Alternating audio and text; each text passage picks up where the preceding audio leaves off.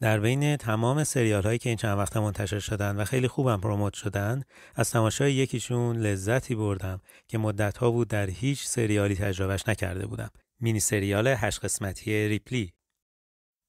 استیفن زیلیان نویسنده آثاری مثل شیندلرز لیست و آیریشمن و مدیر فیلمبرداری رابرت السویت، فیلمبرداری که سابقه همکاری‌های ادامه‌داری با کارگردان‌هایی مثل تونی گیلروی، جورج کلونی و از همه مهمتر پل توماس اندرسون رو داره و برای فیلم در ویل بی بلاد اسکار برده.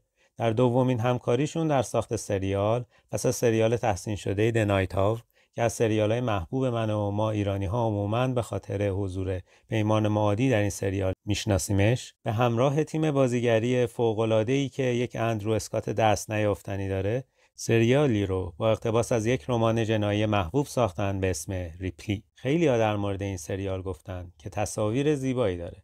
تقریباً از هر شات این سریال 8 قسمتی میشه اسکرین شات گرفت و قاب کرد زد به دیوار.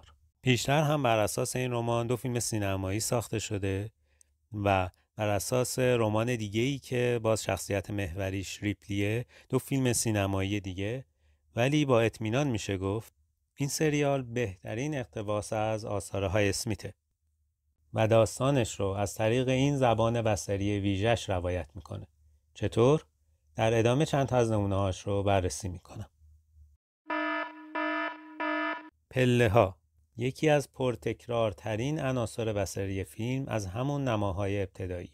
ریپلی رو در حال جابجا کردن جسدی در پلکان میبینیم که عاملی مزاحمه و احتمال لو رفتن رو بالا میبره. بعد پله های اضطراری نیویورک که بیشتر شبیه میله های زندانن و محیط رو احاطه کردن.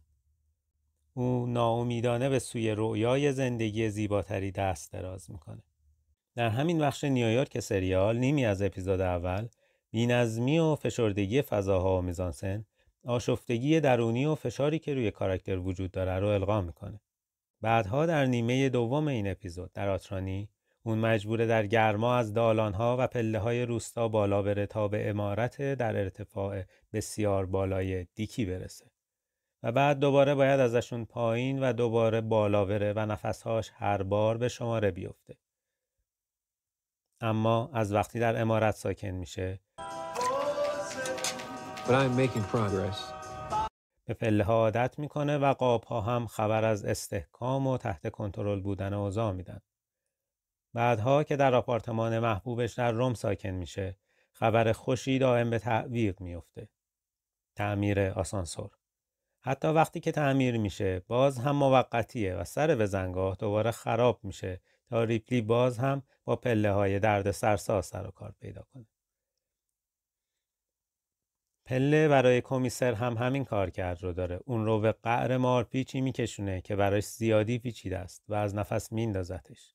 در عوض تام دیگه در این بالا و پایین رفتنها خبره شده و دوباره موفق میشه از قعر زیر زمین خودش رو بالا بکشه و به ثبات برسونه و در ونیز دیگه نیازی نیست که روی پله ها تأکید زیادی بشه.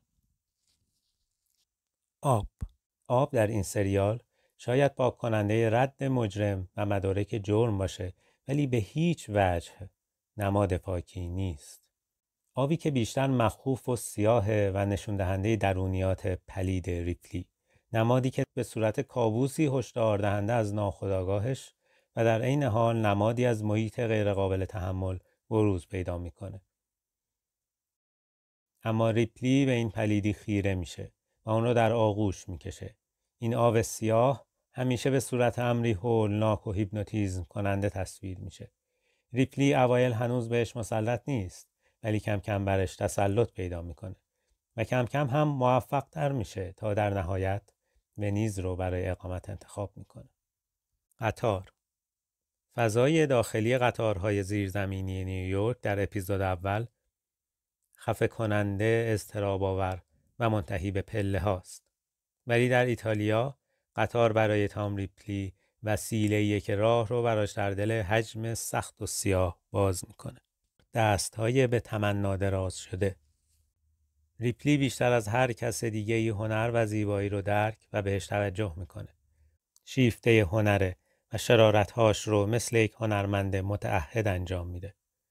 بعضی از دلایل این درک و تعهد شاید تجربه رنج، سمپاتی با شخصیت قاتل نابغه و هنرمند کاراواجیو، چالش درونی تبدیل شدن قاتل به قربانی خودش و تماشای دست‌های به تمنا دراز شده در آثار هنری باشه. نماهای درشت از آثار هنری مثالی حالتی اسطوره‌ای به فضای روایت و استعداد و شر درونی ریپلی میده. همچنین در کنارش با پرداخت دقیق جامعه‌ای مملو از افراد سوء استفاده‌گر و تنبل، جنبه‌های رئال انگیزه‌های شخصیت رو هم پرورش میده. خون.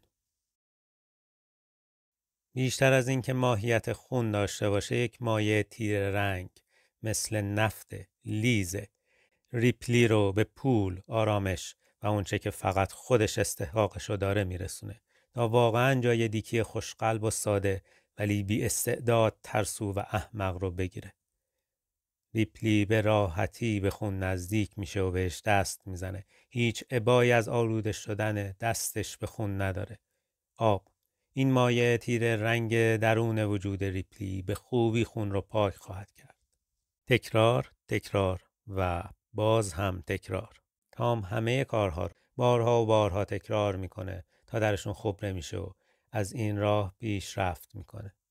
از آدمی که با دیدن کسی که تعقیبش میکنه نیویورک رو ترک میکنه، تبدیل به کاراکتری ماجراجو میشه که میمونه و با اعتماد به نفس و هوشی مثال زدنی دیگران رو به بازی میگیره. این ممارست و دوباره انجام دادن ها به کمک نماهای عیناً تکرار شونده، تدوین و تأکیدهای متعدد بر اشیا به ما منتقل میشه. یک سریال سیاه و سفید با کنتراست بالا. بعد از تماشای سریال، تصور این داستان بدون این تصاویر با کنتراست سیاه و سفید تقریباً غیر ممکنه. جلوه مجسمه های مرمر در برابر سیاهی شب، انسان هایی که به دل دالان های تاریک میرن و یا خودشون لکه های سیاه بر روشنایی هن. معنا و تصویری که از آب و خون برامون ساخته میشه، تعلیقی که حس میکنیم، همه به مدد این تصاویر سیاه و سفیده. و یک مسئله خیلی مهم، یک نئونوار احتیاجی به زرق و برق لوکیشن های ایتالیا نداره. این سریال از ابتدا راهش رو از اقتباس های قبلی جدا کرده. در فیلم های قبلی مینگلا و کلمنت با استفاده از بازیگران خوشبر و رو و محبوب به قاب گرفتن تصاویر کارت پستالی از لوکیشن های جذاب ایتالیا با اون آسمون آبی رنگ رو آورده بودن. زیلیان در مصاحبه‌ای گفته بود از آسمون آبی متنفره و همچنین این نئونوار مثل یک اثر کوبیستی قرار شخصیت ریپلی رو در یک داستان جنایی که فقط امکان داره در دهه 60 میلادی اتفاق بیفته جلوی روی ما تجزیه کنه. بنابراین سبک بصری این سریال از ابتدا و در نیویورک یادآور نوارهای کلاسیک، آثار هیچکاک، حتی برخی از آثار آنتونیونی که نسبت قریب انسان را با بناها یادآور می‌شدند و همچنین برخی از آثار خوب کوهن هاست. از جمله و شاید از همه بیشتر فیلم مردی که آنجا نبود که خودش ارجاعاتی به عصر طلایی کلاسیک و فیلم‌های نوار داره. همینجا تو پرانتزم بگم که بجز سبک بصری، آهنگساز این کار جف روسوه که پیشتر آهنگساز سریال فارگو بوده و امتحانش رو در بازسازی فضای کارهای کوهن‌ها پس داده. یک جور طنز ابزورد هم در زیرلایه این کار جریان داره که تشابه با کوهن‌ها رو تشدید میکنه. زیرسیگاری در ابتدا یه چیز معمولیه تو خونه ریپلی که تاکید زیادی بهش میشه.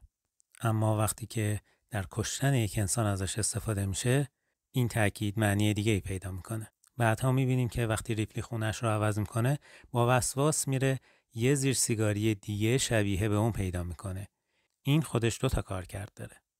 یکی این که انگار بعدش نمیاد خاطره اون کاری که کرده همیشه جلوی چشمش باشه. دوم، یک آلت قتاله که قبلا امتحانش رو پس داده به این شکل همیشه جلوی دست ریپلی باقی میمونه. اما محدوده استفاده از زیر سیگاری به همینجا خلاصه نمیشه. ما کمیسر رو میبینیم که هر دفعه موقع بازجویی سیگار میکشه و این آلت قتاله همیشه زیر دستشه بدون اینکه اون بدونه. با این تأکیدی که روی زیر سیگاری میشه، ما به یک خصوصیت دیگه بازپرس هم پی میبریم. مهم نیست که کمیسر چقدر وقت گذاشته باشه و فقط به خاطر احترام یک بار خودش رو به آترانی رسونده باشه یا تا خونه ریپلی در روم اومده باشه یا حتی به ونیز سفر کرده باشه. کمیسر فقط به اندازه یک سیگار کشیدن برای بازپرسی وقت میذاره. این نشون میده که کمیسر هم زیر اون نقاب آدم منظم خشک پیگیری که داره خیلی تفاوتی با بقیه پلیس‌ها و کارآگاه‌هایی که در واقع تنبلن نداره. فقط خیلی خوب ژست میگیره. بنابراین اون هم حریف قابلی برای ریپلی نیست. کسی که همه کارهاش رو با طمأنینه، وسواس و با دانش زیاد انجام میده. بهشون فکر میکنه و از مطالعات و تجربه زیستش درشون استفاده میکنه. این یکی از مهمترین تفاوت‌های ریپلیه با تمام کاراکترهای دیگه‌ای که در این سریال وجود دارن. به همین دلیله که جوابها همیشه جلوی چشم آدم هاست، اما تنبلیشون و فرصت طلبیشون و عدم دانش و آگاهیشون باعث میشه جوابی که دلشون میخواد ببینن. جوابی که به ظاهر ازشون انرژی کمتری میبره.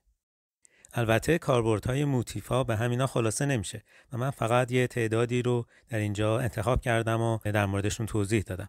مثلا انعکاس تصاویر که یه جورایی دو چهره بودن ریپلی رو میرسونه، ماشین تحریر، روزنامه، تلفن، امضاهای پیکاسو، طراحی لباس و صحنه، ترفند بصری که برای سوبژکتیو کردن روایت استفاده شده، کدگذاری‌های واقعاً یگانه و متعدد با نماهای تکراری برای ماندگاری در ذهن مخاطب و همچنین بازی اندرو اسکات که به تنهایی و در سکوت خیلی جاها داره بار روایت فیلم رو به دوش میکشه.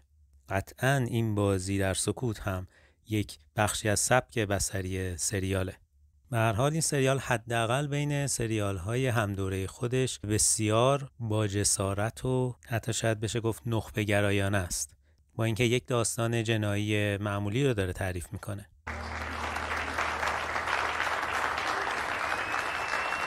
امیدوارم که این ویدیو براتون مفید بوده باشه. ممنونم که تماشا کردین.